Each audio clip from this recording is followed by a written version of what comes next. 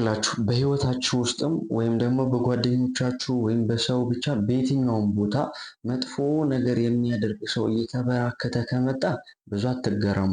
እናንተ መጥፎ ባህሪያችሁ እየጎላ ከመጣባችሁ አሊያም ደግሞ በሰው የሚጠላ በሰው የሚገፋ አይነት ባህሪ እያመጣችሁ ከሆነ ብዙ አትገረሙ። አሊያም ደግሞ በተቃራኒ ጥሩ የሆነ ነገር ብታዩ በጣም ጥሩ የሆነ ማራኪ ወይም ደግሞ በጣም ከሰው ጋር ኢንተራክት የሚያደርግ ነገር ባህሪ ካመጣችሁ ብዙ አትገረሙ። ይህንን ያልኩበት ምክንያት ምን መሰላችሁ?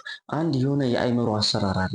የሆነ ነገር ለአእምሯችን እየተደጋገመ የሚነገረው ከሆነ ወይም ደግሞ የሆነ ነገር ለአእምሯችን እየተደጋገመ የሚደረግለት ከሆነ አእምሯችን ያንን ነገር ነው ለመተግበር የሚሞክር ወይም ደግሞ ሱ ፕሮሰስ ያንን ያጠራቀመውና ህይወታችን ስንኖር አእምሯችን የሚመነዝረው ያቺ የተጠራቀመችዋን ነገር ነው። ተረዳችሁኝ?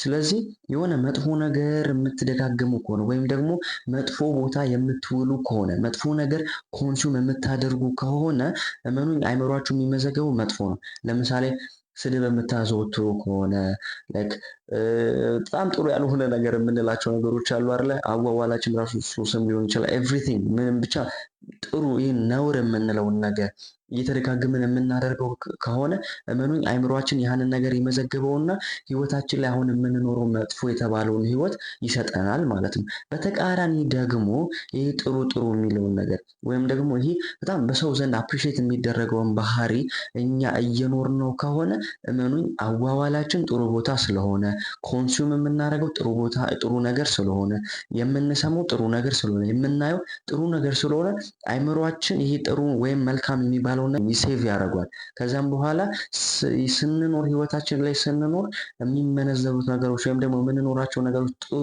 ከሆኑ አእምሯችን መጀመሪያ የተለማመደው ነገር ነው።